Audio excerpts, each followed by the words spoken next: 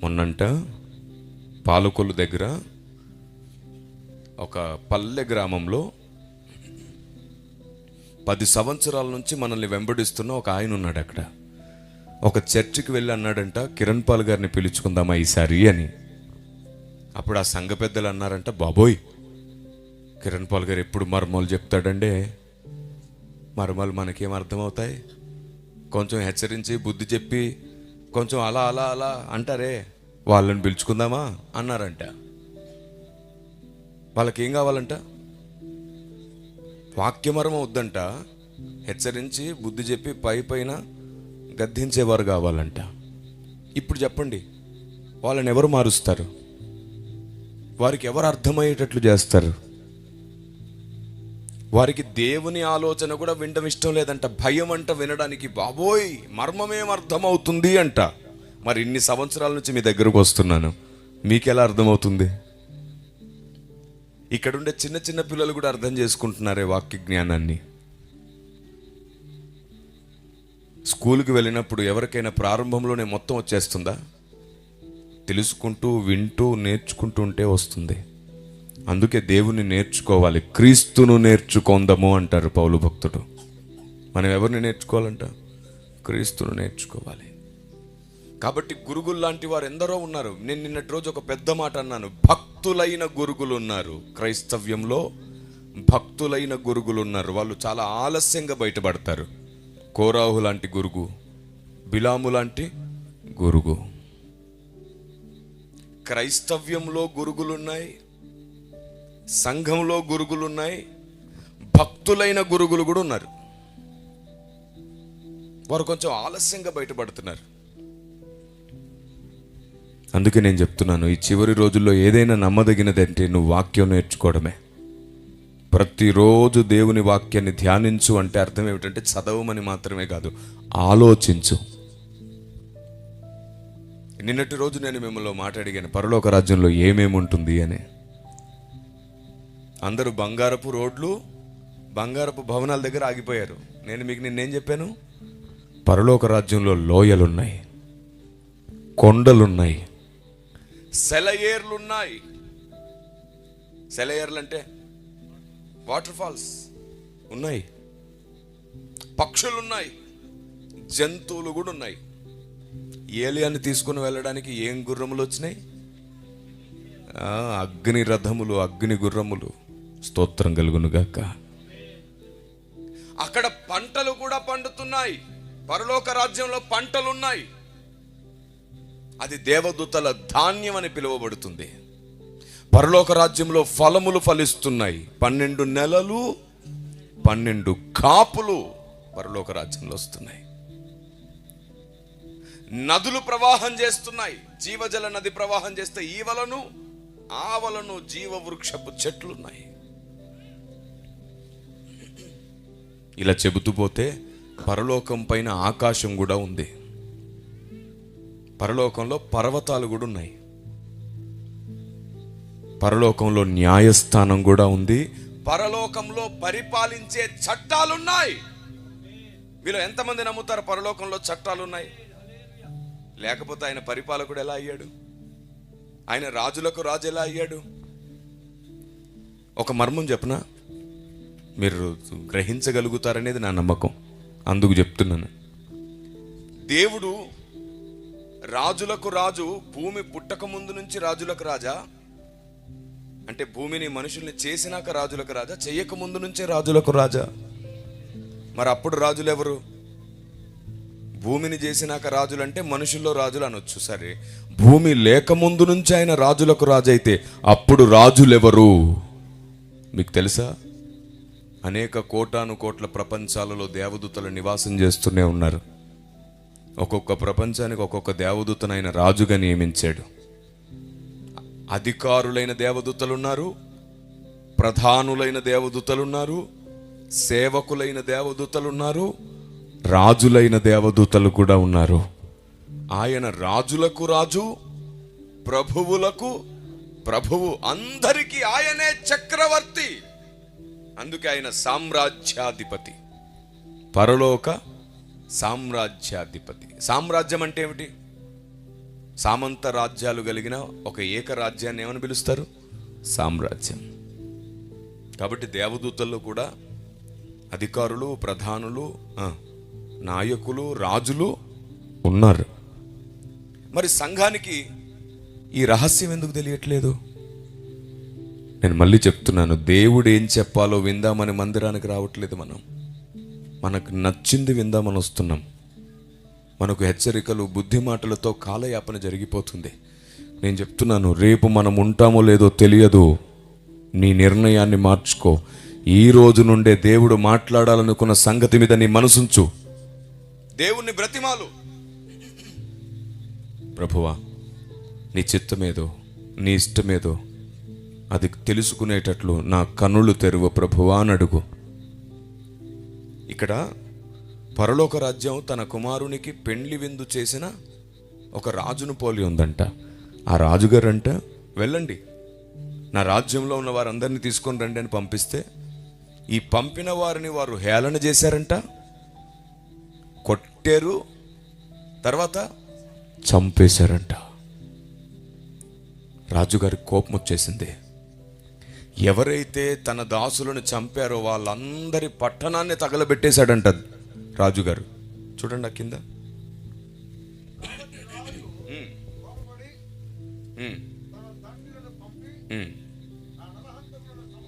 ఆ నరహంతకులను సంహరించి వారి పట్టణము తగలబెట్టించును అంట.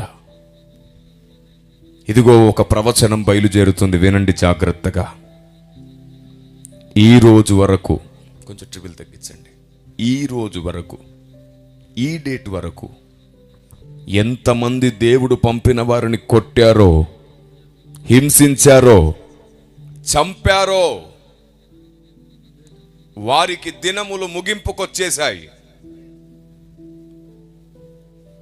వెంటనే పశ్చాత్తాపపడి మారు మనసు పొందారా? మంచిది. లేదా రాజులకు రాజైన వాడు కోపగించుకోబోతున్నాడు. ఆయన కోపగించుకుంటే ఈ భూమి మీద శత్రుశేషం మిగలదు. దేవుడు వాడుకునే వారిని, దేవుడు పంపిన వారిని, దేవుడే స్వాధీనపరుచుకున్న వారిని, దేవుని దాసులను ఇప్పటి వరకు ఎంతమంది అడ్డగించారో, బాధ పెట్టారో, ఇబ్బంది పెట్టారో, ఎంతమందిని చంపారో,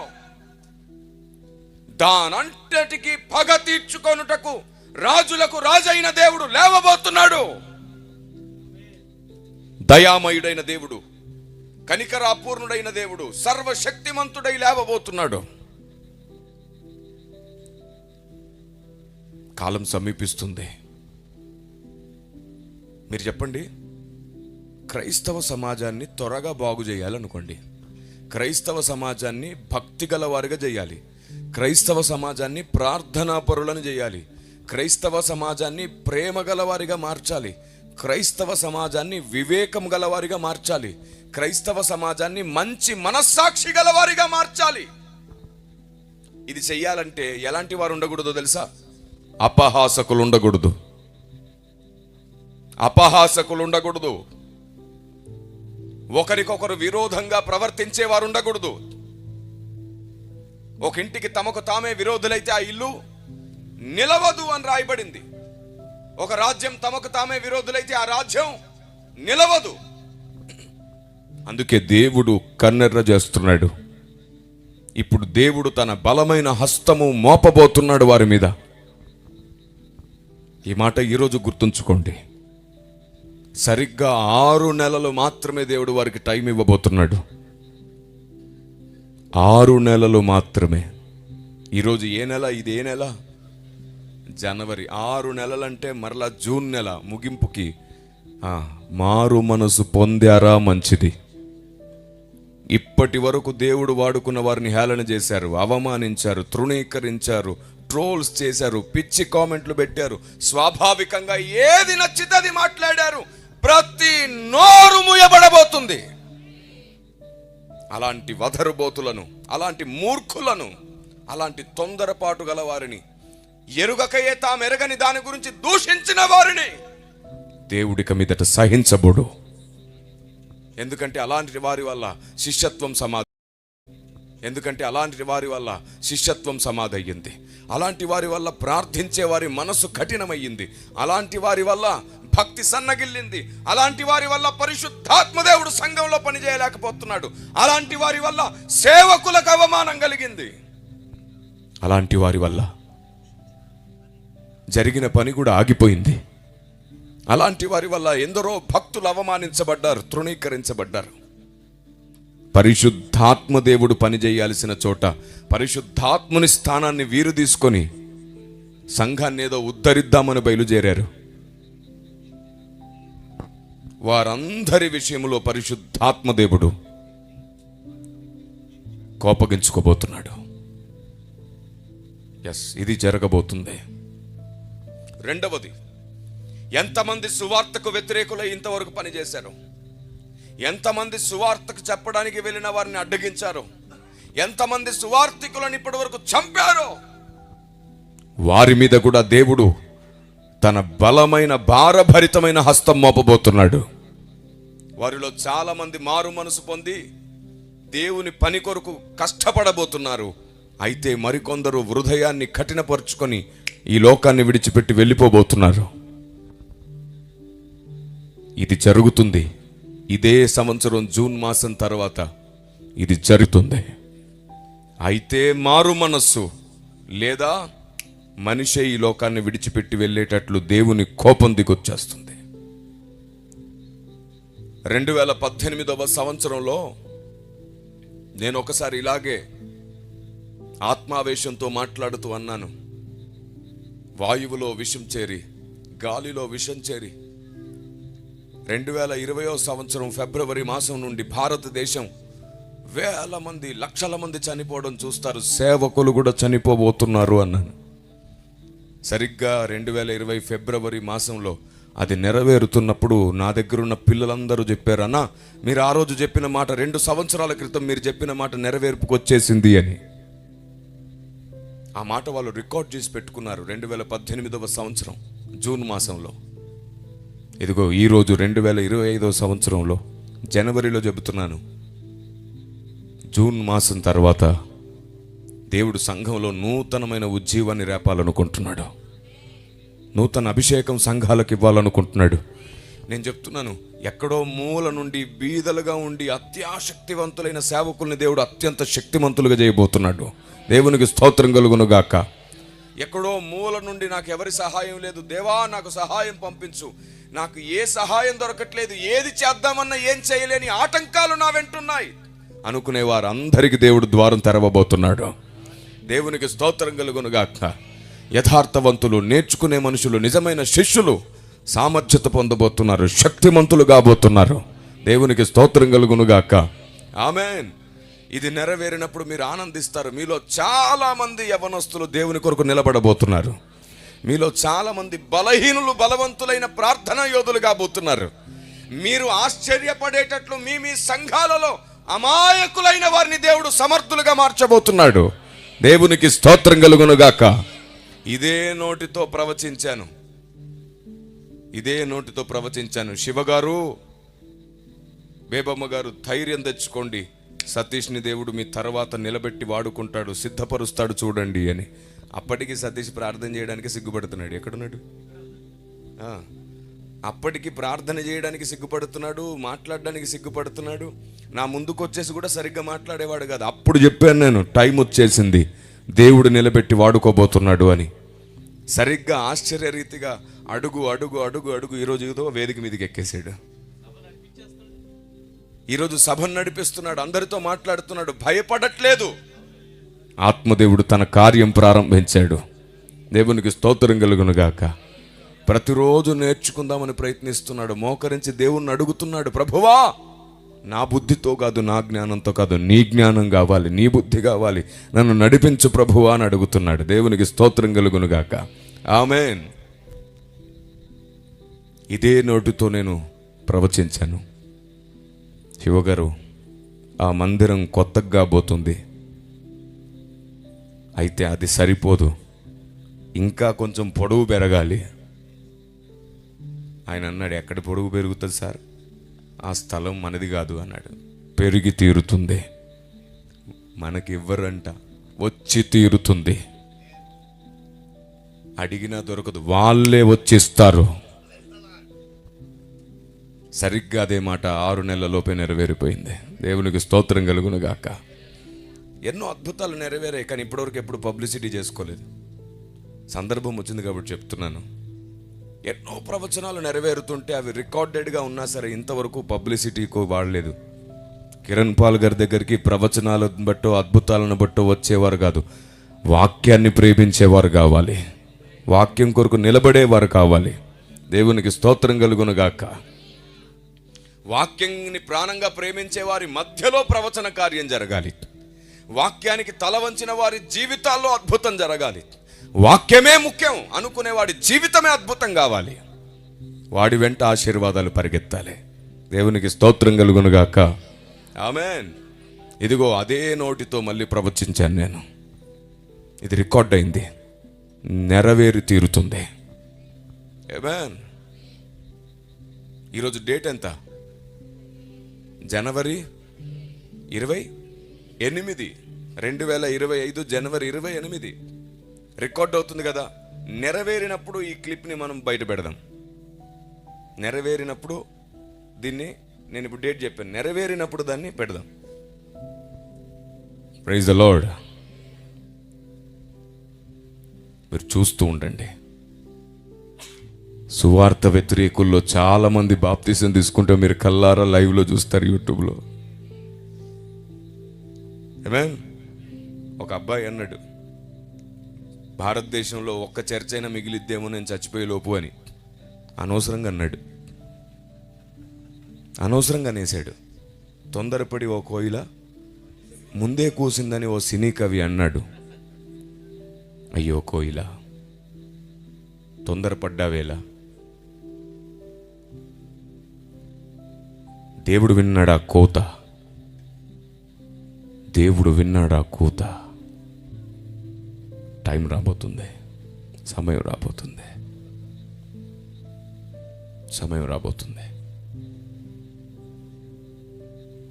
యాక్చువల్లీ నేను ఇదంతా చెప్పాలనుకోలేదు. పరిశుద్ధాత్మ దేవుడి బలమైన ఒత్తిడి నా మనసు మీద ఉండడం వల్ల అనుకుంటా నేను మాట్లాడుతున్నాను.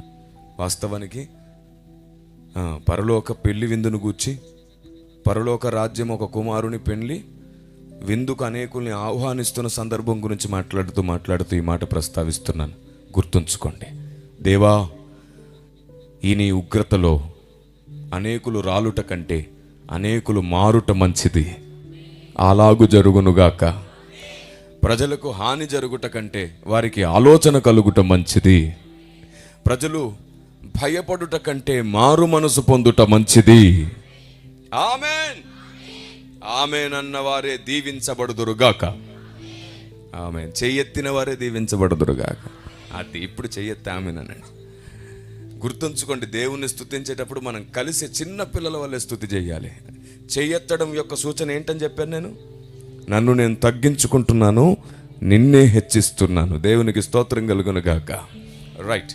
తర్వాత వారి పట్టణాన్ని కాల్చేసి వారిని శిక్షించిన తర్వాత మరలా కొందరిని పంపిస్తాడు. చూడండి ఆ కింద వచనంలో. అప్పుడు అతడు, పెండ్లి విందు సిద్ధముగా ఉన్నది గాని పిలువబడిన వారు పాత్రులు కారు గనుక రాజమార్గములకు పోయి మీకు కనబడు వారందరినీ పెండ్లి విందుకు పిలువడని. ఇందులో ఒక సందర్భం ఉంది. ఆయన యూదుల దగ్గరకు వచ్చి వారిని పిలిస్తే వారు ప్రవక్తలను భక్తులను చంపేశారు, చివరికి క్రీస్తును కూడా చంపేశారు. వారు కాదన్నారు. వాళ్ళు యాక్చువల్లీ పిలువబడ్డారు, వాళ్ళకు పాత్రులు కాదు. ఇప్పుడు వెంటనే రక్షణ ఎటువైపు వచ్చింది? అన్యజనులమైన మన వైపు వచ్చింది. దేవునికి స్తోత్రం కలుగునుగాక. అందరినీ పిలిచాడు. కానీ ఇక్కడ కూడా ఓ ప్రమాదం ఉంది. దేవుని ప్రజా, ఇక్కడ కూడా నీకు ఒక ప్రమాదం ఉంది. ఆ ప్రమాద హెచ్చరిక మీ ముందు పెట్టడానికి వచ్చాను నేను ఈరోజు. ఏంటో తెలుసా ఆ ప్రమాదం? చూడండి. ఆ దాసులు రాజమార్గములకు పోయి చెడ్డవారినేమి మంచివారినేమి తమకు కనబడిన వారిని అందరినీ పోగు చేసిరి గనుక విందుకు వచ్చిన వారితో ఆ పెండ్లిశాల నిండెను. ఏదైందంట? పెండ్లిశాల మొత్తం నిండిపోయింది. పెండ్లిశాల నిండిపోయిన తర్వాత చూడండి ఏం చేశాడో. అంతటా రాజు వీని కాళ్ళు చేతులు కట్టి. ఏమిటి? కాళ్ళు చేతులు కట్టి వెలుపటి చీకటిలోనికి త్రోసివేయుడి. బాబోయ్, పెళ్లి బట్టలు లేకపోతే శిక్ష చూడండి ఏ రేంజ్లో ఉందో. కాళ్ళు చేతులు కట్టి వెలుపటి చీకట్లోకి పడేశారంట. కాళ్ళు చేతులు కట్టేసి. పెళ్లి బట్టలు లేకపోతేనే అంత పెద్ద శిక్షణ ఎందుకు? కారణం చెప్పనా? రాజుగారు పెళ్లికి మాత్రమే పిలవడం కాదు, పెళ్లి బట్టలు ఇచ్చి మరీ పిలిచాడు. పెళ్లి బట్టలు ఇచ్చి మరీ పిలిచారు. అందుకు అడుగుతున్నాడు ఖచ్చితంగా, ఏవి పెళ్లి బట్టలు ఏవి? నిన్ను కూడా సర్వశక్తిమంతుడైన దేవుడు గొర్రెపిల్ల విందుకు పిలుస్తున్నాడు, గొర్రెపిల్ల పెళ్లికి పిలుస్తున్నాడు. పెళ్లి బట్టలు లేకుండా నువ్వు పెళ్లికొస్తే గుర్తుంచుకో, ఆ రోజు నిన్ను ఆయన గొర్రెగా కాదు మేకగా భావించి వెలుపటి చీకటిలోనికి త్రోయబోతున్నాడు. మరి మీ దగ్గర పెళ్లి వస్త్రాలు ఉన్నాయా? క్రీస్తుతో వివాహం ఆడగలిగిన పెళ్లి వస్త్రములున్నాయా? అసలు పెళ్లి వస్త్రాలంటే ఏమిటి సార్? ఇప్పుడు నేర్చుకుందాం మనం. అసలు పెళ్లి వస్త్రాలంటే ఏమిటి? ఎక్కడున్నాయి ఆ పెళ్లి వస్త్రాలు? ప్రకటన గ్రంథం చూడండి. పెళ్లి వస్త్రాలు ఎక్కడున్నాయి చూడండి. ప్రకటన గ్రంథం 3వ అధ్యాయం 18వ వచనం చదువుకుందాం. నీవు ధనవృద్ధి చేసుకొనున్నట్లు అగ్నిలో పుటము వేయబడిన బంగారమును నీ దిశమొల సిగ్గు కనబడకుండునట్లు ధరించుకొనుటకు తెల్లని వస్త్రములను నీకు దృష్టి కలుగునట్లు నీ కన్నులకు కాటుకను నా యొద్ద కొనుమని నీకు బుద్ధి చెప్పుచున్నాను. ఇప్పుడు వస్త్రములు ఎవరి దగ్గర ఉన్నాయి? ఆయన దగ్గరే ఉన్నాయి. అందరూ వస్త్రాలు తెచ్చుకున్నారు ఆయన దగ్గర నుండి. ఆయన ఇచ్చిన వస్త్రాలు అందరూ సంపాదించారు. వీడు మాత్రం వస్త్రాలు సంపాదించలేదు. దేవుని దగ్గరున్న వస్త్రం అంటే అర్థమేమిటి? దేవుని దగ్గరున్న వస్త్రము అంటే అర్థమేమిటి? కాటుక అంటే అర్థమేమిటి? దేవుని దగ్గరున్న ధనము అంటే అర్థమేమిటి? నువ్వు ధనాభివృద్ధి పొందాలంట, నువ్వు వస్త్రము సంపాదించాలంట, నువ్వు కాటుక సంపాదించాలంట. ఈ ధనమేమిటి, వస్త్రమేమిటి, కాటుకేమిటి? మీకు తెలుసా? కాటుక పరిశుద్ధాత్మ దేవుని దగ్గర ఉన్నది. కాటుక పరిశుద్ధాత్మ దేవుని దగ్గర ఉన్నది. ఎవని కనులు తెరవబడతాయో, ఎవని కనులకు కాటుక దొరుకుతుందో వాడికి వస్త్రములు దొరుకుతాయి. కనులు మూయబడిన వాడికి వస్త్రములు లేవు. కనులు తెరవబడితేనే వస్త్రములు. ఎలా మరి కనులు ఎలా తెరవబడతాయి?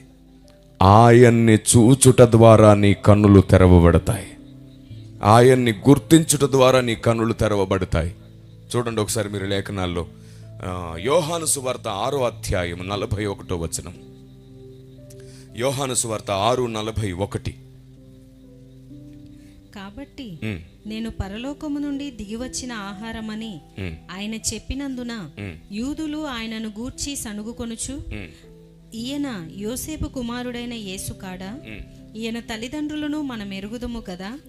నేను పరలోకము నుండి దిగివచ్చి ఉన్నానని ఈయన ఎలాగూ చెప్పుచున్నాడనిరి. అందుకు యేసు, మీలో మీరు సణుగు కొనకుడి, నన్ను పంపిన తండ్రి వానిని ఆకర్షించితేనే గాని. ఏమిటంటే నన్ను పంపిన తండ్రి వానిని ఆకర్షించితేనే గాని ఎవడును నా యొద్దకు రాలేడు. అంత్యదినమున నేను వానిని లేపుదును. ఇప్పుడు ఆయన్ని చూస్తే, ఆయన్ని నమ్మితే ఖచ్చితంగా వారు ఏం చేయబడతారంట? అంత్యదినమున ఎవరైతే ఆయన్ని నమ్ముతారో లేదా ఎవరైతే ఆయన్ని చూస్తారో వారికి దేవుడు ఏమిస్తాడంట? కాటుక. ఇక్కడే మీకు ఒక రహస్యం చెప్తాను కాటుకను గురించి. కాటుక ఎవరి చేతిలో ఉందని చెప్పాను? సరే, పరిశుద్ధాత్మదేవుడు మనకేం చూపించాలనుకుంటున్నాడు? మనల్ని ఎక్కడ నడిపించాలనుకుంటున్నాడు? సత్యము నుండి. దేవుని దాచిన సంగతులను మనం చూడాలంటే భక్తుడు అంటాడు, నీ ధర్మశాస్త్రమందు ఆశ్చర్యకరమైన సంగతులు చూచున్నట్లు నా కన్నులు తెరువుము. ఇప్పుడు కనులు తెరవబడాలంటే ఖచ్చితంగా ఏం కావాలి? కాటుక కావాలి. ఎవరి దగ్గర ఉంది కాటుక? అందుకన్నాడు, నా ఆత్మ లేనివాడు నా రాజ్యానికి. ఎందుకంటే కాటుక ఉండదు కాబట్టి గుడ్డోడు అయిపోతావు భక్తి జీవితంలో. పరిశుద్ధాత్మ దేవుణ్ణి కలిగి ఉండు, పరిశుద్ధాత్మునికి లోబడి ఉండు. నీ కనులు తెరవబడిన వాడవై నువ్వు దేవుని జ్ఞానం నేర్చుకుంటావు. అనేకులు అందులైన మార్గదర్శకులంట, వారికి పరిశుద్ధాత్మ దేవుని సహవాసం లేదు. పరిశుద్ధాత్ముడిచ్చే కాటుక వారి కనులకు లేదు. వారు కనులు మూయబడిన వారై మార్గం చూపిస్తున్నారంట. వీరు అదే గోతులో పడతారంట, వారిని వెంబడించిన వారును అదే గోతులు పడతారు. ఎంత దారుణమైన వ్యవస్థ చూడండి. ఎన్ని వాక్యాలు చూపించినా వారి కనులు కనబడట్లేదు, కాటుక లేదు కదా. ఎన్ని ఆధారాలు చూపించినా వారు నమ్మట్లేదు, కనులు మూయబడి ఉన్నాయి కదా. మీరు చెప్పండి, నిద్రపోయేవాడిని లేపొచ్చు, కానీ నిద్రపోతున్నట్టు నటించేవాడిని వీడు కండ్లు లేవు కానీ కండ్లు ఉన్నట్టు నటిస్తున్నాడు వాడు. పరిశుద్ధాత్మ దేవుని వలన కలుగు ప్రత్యక్షత మన మనోనేత్రములను వెలిగిస్తుంది. మనకి ఏదైనా ఒక సంగతి బైబిల్లో కనబడాలంటే అది పరిశుద్ధాత్మ దేవుడు చూపిస్తేనే జరుగుతుంది. నేను మళ్ళీ చెప్తున్నాను, ఈ భూమి మీద ఎంతటి పండితుడైనా, ఎంతటి పరిశోధకుడైనా, ఎన్ని డిగ్రీలు చేసినా, నేను చెప్పిన 100 డిగ్రీలు 100 ఎన్నిసార్లు చెప్పాను? నేను చాలాసార్లు చెప్పాను కదా. అన్ని 100లు 1000 డిగ్రీలు సంపాదించిన, అరే నీకు దేవుడు చూపించకపోతే ఏం కనబడదు నీకు బైబిల్లో. నువ్వు అక్షరాలు చదువుకుంటూ పోయి హల్లెలూయా చెప్తావు అంతే. అక్షరం చంపును, ఆత్మ జీవింపజేయననుంది. ఎన్ని రహస్యాలు బైబిల్లో దాచబడ్డాయి తెలుసా? ఎన్ని సంగతులు దాచబడ్డాయి తెలుసా? నేను మిమ్మల్ని ఒక ప్రశ్న అడుగుతాను, నాకు చెప్పండి. యేసు ప్రభువు రాకడ, యేసు ప్రభువు రాకడ ఎలా రాబోతుంది? ఎలా రాబోతుంది భూమి మీదకి? దొంగవలే అంటారు కదా. అయితే నేనంటున్నాను, సంఘం పైకి యేసు ప్రభువు రాకడ దొంగవలే రానే రాదు. ఆయన రాకడ దొంగవలే లోకం మీదకి వస్తుంది. ఎందుకంటే ఆ దినము దొంగవలే మీ మీదికి వచ్చుటకు మీరు చీకట్లో ఉన్నవారు కారు అనుంది తెస్సలోనికీయులకు రాసిన పత్రిక 1 పత్రిక 5:4. ఇప్పుడు ఇంకొక రహస్యం చెప్తాను. మరి ఆ దినము దొంగవలే మీ మీదికి వచ్చుటకు మీరు చీకట్లో ఉన్నవారు కాదు, మీరు వెలుగులో ఉన్నవారైతే ఆ దినం ఎప్పుడు వస్తుంది? మరి ఎలా వస్తుంది?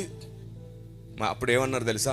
నోవాహు కాలంలో హఠాత్తుగా సంభవించినట్లు సంభవిస్తుంది. ఎలా తెలుస్తుంది మనకు? మీరు చెప్పండి, నోవాహుకు తెలీదా? నోవాహుకు జలప్రలయం ఎప్పుడు వస్తుందో తెలుసా తెలీదా? రావడానికి ముందు లోపలికి వెళ్ళాడా లేదా? దేవుడు చెబుతూనే ఉన్నాడా లేదా? డోర్ మూసిన తర్వాత కదా జలప్రలయం వచ్చింది, అవునా? అతని మీదకి వచ్చిందా హఠాత్తుగా? లోకం మీదకి హఠాత్తుగా వచ్చింది. మరి సంఘం మీదకి హఠాత్తుగా వచ్చేస్తుందా? సంఘానికి సూచనలు అనుగ్రహించబడ్డాయి. ఈరోజు అసలు వాటిని కూర్చున్న శ్రద్ధ లేదు మనకి. పాట పాడుతున్నాం, నేడో రేపో. అరే నేడో రేపు ఎందుకు వస్తాడు? ఆయనకు ప్లాన్ ఉంది, ఆయనకు సంకల్పం ఉంది, ఆయనకు ఆలోచన ఉంది. రేపు రాడు. ఆయన రేపు వస్తాడనే భయంతో బతుకుతున్నావా? బుద్ధి లేకపోయింది నీకు అసలు. ఆయన రేపు వస్తాడనే భయంతో కాదు నువ్వు బ్రతకాల్సింది. ఆయన వచ్చే వరకు నువ్వు ఉంటావో లేదో గ్యారంటీ లేదు. అందుకు భయపడి భక్తి చేయి. ఆయన వచ్చే వరకు నువ్వు ఉంటావో లేదో గ్యారంటీ లేదు. ఆయన రాకడ పర్టికులర్గా ఆయన పని పూర్తయినాకే వస్తుంది.